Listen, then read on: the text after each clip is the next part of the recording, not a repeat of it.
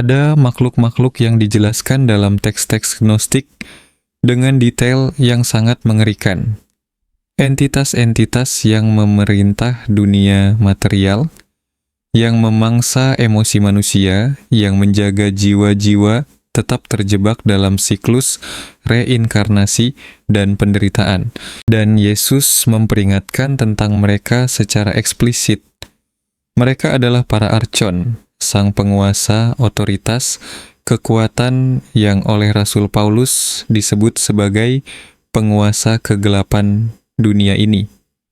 Mereka bukan setan dalam pengertian tradisional, bukan malaikat yang jatuh, melainkan sesuatu yang lebih buruk. Parasit kosmik yang mengendalikan realitas itu sendiri pada level yang tidak pernah disadari oleh kebanyakan orang. Yesus tidak hanya memperingatkan tentang para archon. Ia mengajarkan teknik untuk mengenali mereka, melawan mereka, dan melarikan diri dari kendali mereka. Teks-teks Gnostik dipenuhi dengan instruksinya. Namun, institusi gereja menghapus ajaran-ajaran ini karena mereka mengungkap bahwa penjara ini lebih besar daripada sekadar dosa. Ini adalah struktur dari seluruh realitas ini. Dalam 12 menit ke depan, saya akan mengungkap siapa sebenarnya para archon, bagaimana mereka mengendalikan kesadaran manusia, mengapa mereka memangsa rasa takut, secara spesifik apa yang Yesus ajarkan tentang membebaskan diri dari pengaruh mereka, dan praktik-praktik Gnostik yang melindungi Anda dari manipulasi mereka. Karena begitu Anda melihat para archon, Anda tidak akan pernah bisa mengabaikannya lagi. Dan itulah awal dari pembebasan. Dalam kosmologi Gnostik, para archon adalah penguasa dunia material. Mereka diciptakan oleh Demiurge, Tuhan palsu yang membentuk realitas fisik, tetapi mereka tidak diciptakan untuk melayani umat manusia. Mereka diciptakan untuk mengendalikannya. Kitab Apokrifon Yohanes menjelaskan mereka secara detail. Ada 7 archon utama, masing-masing menguasai satu bola planet. Masing-masing mengatur aspek-aspek tertentu dari kesadaran dan emosi manusia. Saturnus mengatur batasan dan waktu. Jupiter mengatur ekspansi, tetapi juga ilusi. Mars mengatur agresi dan konflik. Daftar ini terus berlanjut. Ini bukan sekadar simbolis. Kaum Gnostik mengajarkan bahwa para archon adalah entitas nyata, makhluk non-fisik yang ada di lapisan antara roh murni dan materi padat. Mereka tidak dapat langsung menyakiti Anda secara fisik, tetapi mereka tidak perlu melakukannya. Mereka mengendalikan Anda melalui pikiran Anda sendiri. Beginilah cara kerjanya, para archon memakan los. Itu adalah istilah Gnostik untuk energi emosional, terutama emosi berfrekuensi rendah. Rasa takut, marah, putus asa, nafsu. Ketika Anda menghasilkan emosi-emosi ini, Anda secara harfiah sedang memberi makan para archon.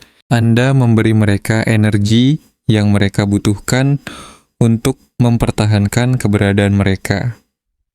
Dan mereka telah menyusun seluruh realitas ini untuk memaksimalkan produksi loss. Perang, kemiskinan, penyakit, manipulasi melalui sistem media yang dirancang untuk menjaga manusia dalam keadaan takut, keinginan yang terus-menerus. Para archon tidak peduli dengan penderitaan Anda. Mereka merekayasanya karena penderitaan Anda adalah makanan mereka. Yesus mengetahui hal ini. Itulah sebabnya ia terus-menerus mengajar tentang rasa takut. Kalimat "jangan takut" muncul berulang kali dalam ajarannya. Bukan karena takut adalah dosa, tetapi karena takut adalah alat utama para archon. Ketika Anda takut, mereka memiliki kuasa atas Anda. Ketika Anda melampaui rasa takut, mereka kehilangan cengkeramannya. Dalam Injil Yohanes, Yesus memanggil para archon dengan nama yang berbeda, yaitu penguasa dunia ini. Yohanes 12 ayat 31 menyatakan, Sekarang penghakiman atas dunia ini datang, sekarang penguasa dunia ini akan dilemparkan keluar. Ia tidak sedang berbicara tentang setan dalam pengertian tradisional. Ia berbicara tentang sistem archon, struktur otoritas kosmik yang mengatur realitas material. Paulus juga memahami hal ini. Efesus 6 ayat 12 mengatakan, "Karena perjuangan kita bukanlah melawan darah dan daging, tetapi melawan pemerintah-pemerintah, melawan penguasa-penguasa, melawan penghulu-penghulu dunia yang gelap ini." Pemerintah, penguasa, penghulu, ini adalah para archon. Paulus memberitahu umat Kristiani awal bahwa musuh nyata kalian bukanlah manusia lain. Musuh kalian adalah entitas non-fisik yang mengendalikan kesadaran manusia. Dalam teks-teks Nag Hammadi, Yesus melangkah lebih jauh. Ia menjelaskan bagaimana para archon mencoba menjebak jiwa setelah kematian. Mereka menciptakan cahaya palsu, surga palsu, pemandu palsu yang tampak seperti malaikat, atau orang yang dicintai yang telah meninggal. Semuanya dirancang untuk menipu jiwa agar berinkarnasi, alih-alih naik melampaui kendali mereka. Kitab Pistis Sophia menjelaskan bagaimana Sophia sendiri terjebak oleh para archon di alam yang lebih rendah setelah kejatuhannya dari Pleroma. Mereka mengepungnya, mengejeknya, memangsa penderitaannya, dan ia tidak bisa melarikan diri sampai ia berseru kepada cahaya sejati, kepada Kristus. Kepada Kristus yang turun untuk membimbingnya melewati mereka. Ini adalah cetak biru bagi setiap jiwa. Anda adalah Sophia yang jatuh ke dunia material, dikelilingi oleh para archon yang ingin menahan Anda di sini, memangsa Anda seumur hidup demi seumur hidup. Dan Yesus datang sebagai cahaya Kristus untuk menunjukkan jalan keluar. Tetapi inilah kuncinya. Yesus tidak datang untuk menyelamatkan Anda dalam arti pasif. Ia datang untuk mengajari Anda cara menyelamatkan diri sendiri, cara mengenali para archon, cara berhenti memberi mereka makan, dan cara menavigasi melewati mereka saat Anda mati. Inilah gnosis, pengetahuan langsung, bukan sekadar kepercayaan, melainkan pengenalan. Mari kita bicara secara praktis. Bagaimana para archon sebenarnya mengendalikan kesadaran manusia melalui beberapa mekanisme spesifik. Pertama, melalui matriks waktu. Para archon menciptakan waktu linier sebagai penjara. Penyesalan masa lalu, kecemasan masa depan menjauhkan Anda dari masa kini yang abadi, di mana kekuatan sejati berada. Ketika Anda terjebak dalam trauma masa lalu atau kekhawatiran masa depan, Anda berada di wilayah archon. Mereka tidak bisa menyentuh saat ini, hanya ilusi waktu. Kedua, melalui identifikasi dengan tubuh dan ego. Para archon ingin Anda percaya bahwa Anda adalah tubuh Anda adalah pikiran Anda adalah emosi Anda. Karena jika Anda mengidentifikasi diri dengan bentuk-bentuk sementara, Anda akan takut mati. Dan ketakutan akan kematian adalah mekanisme kontrol pamungkas. Anda akan melakukan apa saja untuk menjaga tubuh, bahkan mengorbankan jiwa Anda. Ketiga, melalui manipulasi keinginan. Para archon tidak hanya memangsa rasa takut, mereka memangsa semua emosi yang intens. Keinginan obsesif sama bergunanya bagi mereka seperti teror. Buatlah manusia mengejar seks, uang, status, kesenangan, dan mereka tidak akan pernah berhenti untuk bertanya mengapa mereka mengejarnya. Roda hamster ini adalah ciptaan archon. Keempat, melalui pemrograman alam bawah sadar kolektif. Para archon mempengaruhi budaya, media, agama, politik, semuanya. Bukan melalui kepemilikan langsung, tetapi melalui inspirasi halus kepada orang-orang yang berkuasa. Ide-ide yang meningkatkan rasa takut, perpecahan, dan produksi lus akan diperkuat. Ide-ide yang mempromosikan perdamaian, persatuan dan transendensi akan ditekan. Dan kelima, melalui jebakan reinkarnasi. Ini adalah yang terbesar. Para archon telah meyakinkan jiwa-jiwa bahwa reinkarnasi adalah evolusi spiritual, bahwa Anda perlu kembali lagi dan lagi untuk mempelajari pelajaran. Tetapi kaum Gnostik mengajarkan sesuatu yang berbeda. Reinkarnasi adalah jebakan. Tujuannya bukan untuk menyempurnakan diri Anda melalui banyak kehidupan.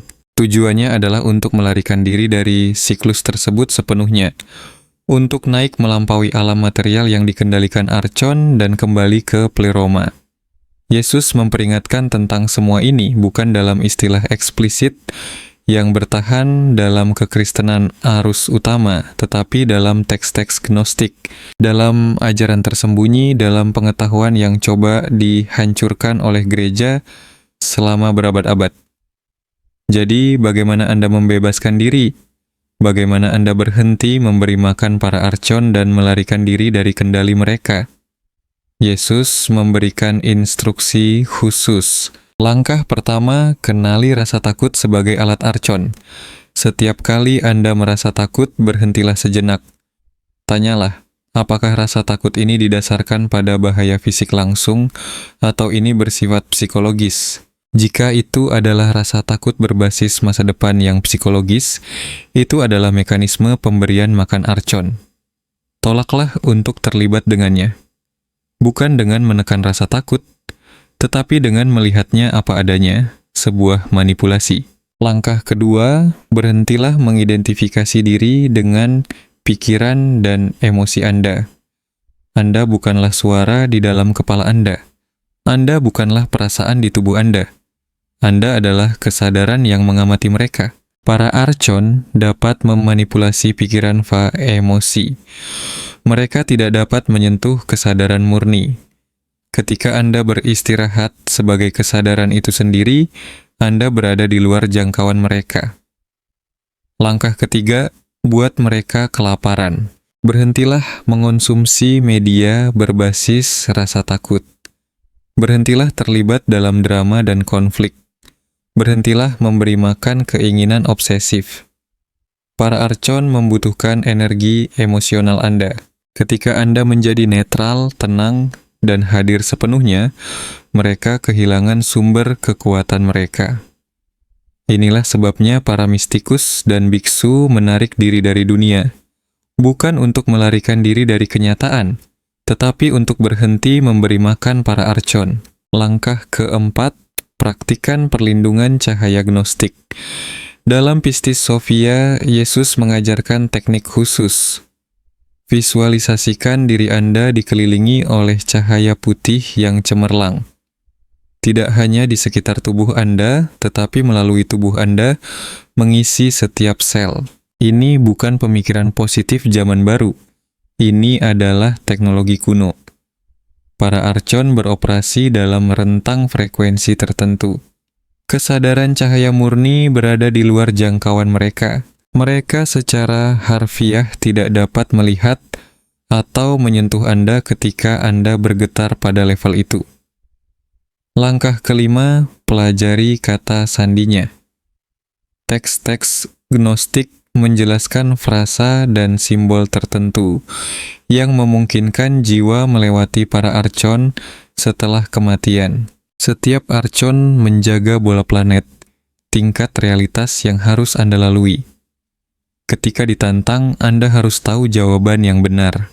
Frasa terpenting yang ditemukan dalam banyak teks adalah, "Saya adalah anak dari Bapak dan Ibu. Saya datang dari cahaya dan ke cahaya saya kembali.